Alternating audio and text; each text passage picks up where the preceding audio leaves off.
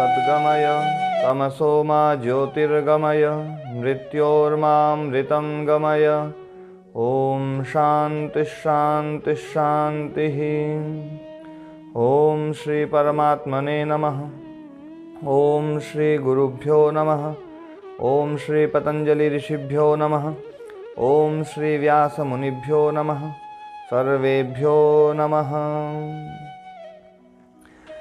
योग दर्शन की दूसरी कक्षा में आप सभी का स्वागत है। कल कुछ प्रश्न भेजे थे, उन प्रश्नों के ऊपर पहले चर्चा करेंगे क्योंकि उसमें कुछ प्रश्न बहुत ही महत्वपूर्ण और सबके लिए लाभप्रद हैं। इसलिए उन प्रश्नों पर पहले चर्चा करके और फिर आगे का पाठ शुरू करते हैं।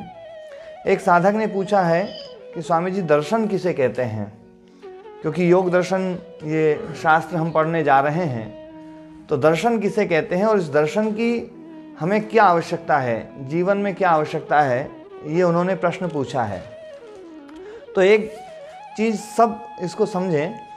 दर्शन शब्द का वैसे संस्कृत में जो अर्थ है वो है दृष्टि। दर्शन मतलब दृष्टि। दर्शन और दृष्टि ये समानार्थक शब्द हैं। जैसे मेरा दर्शन या मेरी दृष्टि, दोनों एक अर्थ में हम प्रयोग करते हैं। दृष्टि का मतलब होता है देखने का तरीका।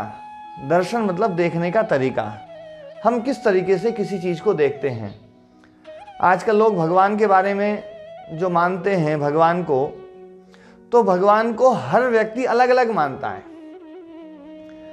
बहुत सारे आपने मत सुने होंगे, बहुत सारे संप्रदाय सुने होंगे, बहुत सारे धर्म जो ना हम जिनको धर्म का नाम दे देते हैं, तो उनको हमने सुना होगा। तो उसमें क्या होता है, भगवान को अलग अलग तरीके से लोग मानते हैं क्योंकि सबकी दृष्टि में अंतर है, सबकी दृष्टि में भेद है। भगवान जैसा है वैसा भगवान हमें दिखाई नहीं देता है। ध्यान देने वाली बात है, भगवान जैसा है वैसा भगवान हमें दिखाई नहीं देता है, अपितु जैसी हमारी दृष्टि है भगवान हमें वैसा दिखाई देता है। यदि हमारी दृष्टि में परिवर्तन होगा तो भगवान में भी परिवर्तन होता चला जाएगा। मैं यदि किसी से पूछूं, अब आप सब लोग इतने सारे लोग जुड़े हुए हैं, यदि किसी से पूछूं कि भगवान क्या है, तो आप लोग यूँ कह भी सकते हैं कि भगवान को तो हम जानते नहीं हैं, क्योंकि आपको पता है कि स्वामी जी को भगवान के बारे में हमसे कुछ ज़्यादा पता है। तो ज़्यादा पता होने के कारण से स्वामी जी के सामने हम नहीं बोलेंगे। लेकिन यथार्थ ये है कि आप सब भगवान को मानते हैं और अपने तरीके से मानते हैं। आप भगवान की पूजा भी करते हैं, लोगों से भगवान के विषय में चर्चा भी करते हैं। तो जो चर्चा करते हैं तो निश्चित है कि आप भगवान को कोई ना कोई तो कुछ ना कुछ चीज़ से तो मानते ही हैं कि भगवान ऐसा है, भगवान जो है ना 2 हाथ वाला है, भगवान 4 हाथ वाला है, भगवान 5 मुंह वाला है, भगवान 10 मुंह वाला है, भगवान 1 मुंह वाला है, भगवान की इतनी शक्ति, इतना काम कर देता है, भगवान का ये रूप है, भगवान का ये रूप है। कोई कहता है भगवान का कोई रूप ही नहीं है, भगवान बहुत बड़ा है, भगवान और बहुत बड़ा है, अनंत है।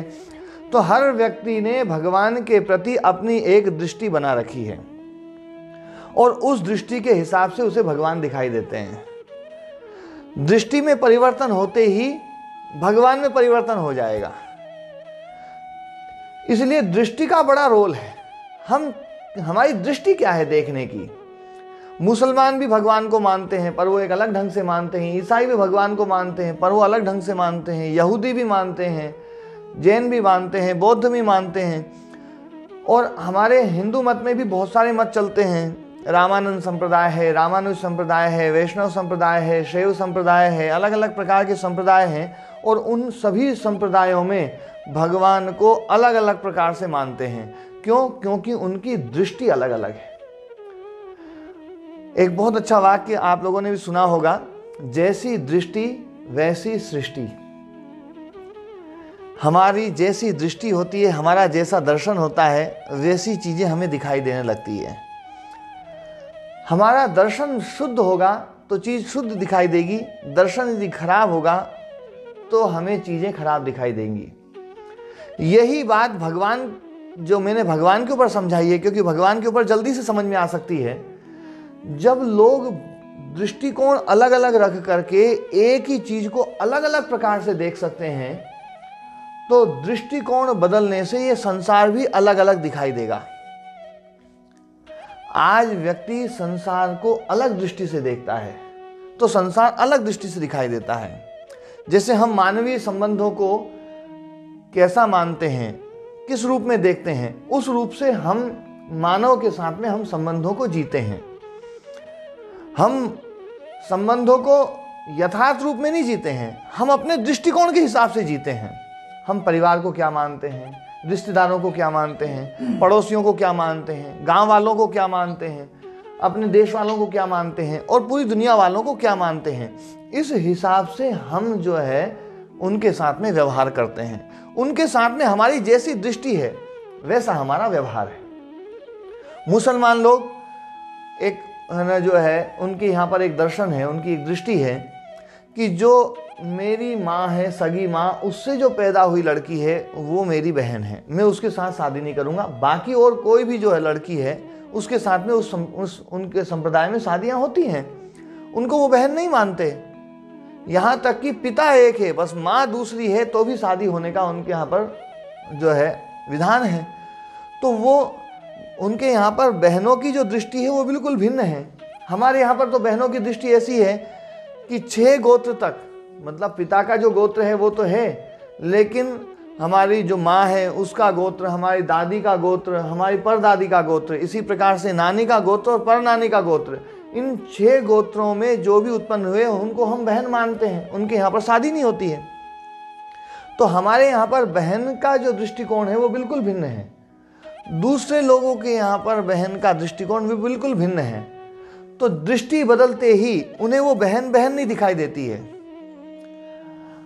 हम अपनी बहन को बहन की नजरिए से देखते हैं तो बहन है, यदि हमारी दृष्टि खराब हो जाए तो वो भी हमें एक लड़की दिखाई देने लगेगी।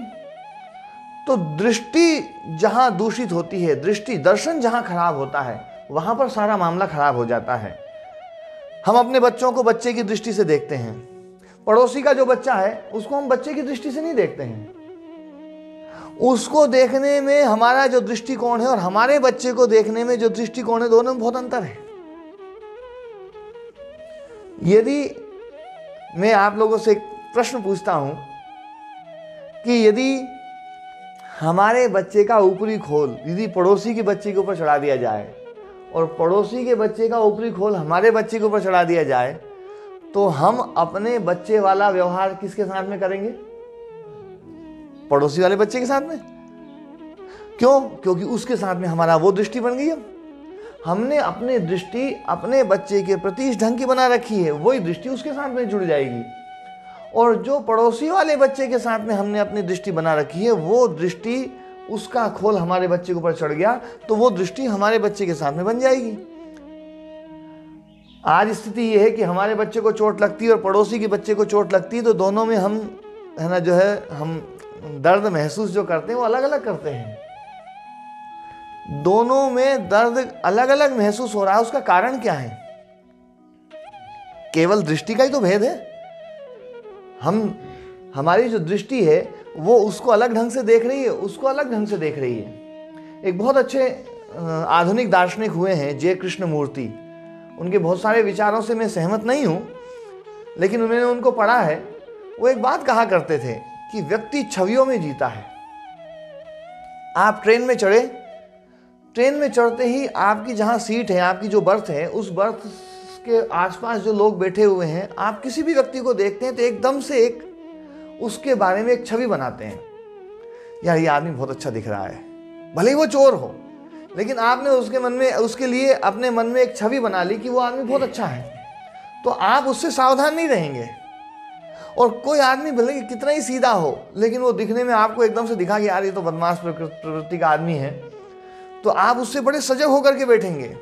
वो जैसे थोड़ा सा इधर उधर जाएगा लघु शंका आदि करने के लिए, तो अपने बच्चों से कहेंगे भैया वो आदमी जो गया था उससे सावधान रहना, बिल्कुल सचेत होकर के सोना। आपका व्यवहार दृष्टि के हिसाब से बदल रहा है, आपने जो छवि बना ली उसके हिसाब से बदल रहा है। तो हमारे मनीषियों ने एक बात कही है कि इस संसार में यदि रहना है और इस संसार में जीना है तो अपने दृष्टिकोण को सही करो, क्योंकि आपका पूरा व्यवहार दृष्टिकोण के ऊपर आधारित है। दृष्टि के आधार पर हम चलते हैं, हम कैसी दृष्टि रखते हैं वैसे हमारा जीवन चल जाता है। और ऐसा संभव नहीं है कि हम कोई दृष्टि रखे ही नहीं, हमारा कोई दर्शन ना हो, ऐसा संभव ही नहीं है। जहां जब तक जीवन है तब तक दर्शन रहेगा ही रहेगा। इसलिए दर्शन शब्द को कई बार लोग जीवन के साथ में जोड़ते हैं, जीवन दर्शन, जीवन विद्या, है ना, जीवन दृष्टि। तो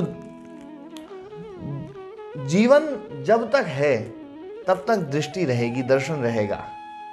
ये दर्शन हमारा खराब भी हो सकता है, ये दर्शन हमारा सही भी हो सकता है। जब तक हमारा दर्शन शुद्ध नहीं होगा तब तक हम इस संसार को, जो चीजें दिखाई दे रही है उसको ही सही से नहीं देख पाएंगे। तो जो चीजें दिखाई नहीं दे रही हैं, हम आत्मा हैं, मन है, इंद्रियां हैं या परमात्मा है, उसके बारे में तो हम जो है उसको कैसे सही से देख पाएंगे। उसके बारे में हम भ्रांतिपूर्ण ही ज्ञान को ढोते हुए पूरा जीवन गुजार देंगे। इसलिए मैं एक बात कह रहा हूँ, इस बात को बहुत गंभीरतापूर्वक समझना है कि हमारे जीवन में दर्शन का बहुत महत्व है। दर्शन जो है वो हमारा यदि शुद्ध हो जाए, दृष्टि हमारी शुद्ध हो जाए तो हमारा जीवन अलग प्रकार से हो जाएगा। और यदि हमारा दर्शन खराब है तो हम अलग प्रकार से जीवन को व्यतीत करेंगे। तो दर्शन को शुद्ध करना है। और ये जो दर्शन है इसमें योग दर्शन, ये योग दर्शन वास्तव में ऋषि महर्षि ऐसा नहीं चाहते हैं कि वो अपने दृष्टिकोण को हमारे ऊपर थोप रहे हों। यथार्थ तो ये है कि उन्होंने इस जीवन को देखने का जो उनका नजरिया था, उनकी जो दृष्टि थी, उनका जो दर्शन था, उनको ऐसा लगा कि इससे मैं ज़्यादा सुखी रहा दूसरों की अपेक्षा, तो इस दर्शन को मैं शेयर करूं। और उन्होंने वो दर्शन, वो दृष्टि, वो नजरिया हम सबके सामने शेयर किया है। इसलिए नहीं किया है कि उनका दर्शन हम मान लें वैसा का वैसे ही, इसलिए किया है कि उस दर्शन को समझ करके हम अपने दर्शन को, अपनी दृष्टि को, अपने नजरिए को सही कर लें।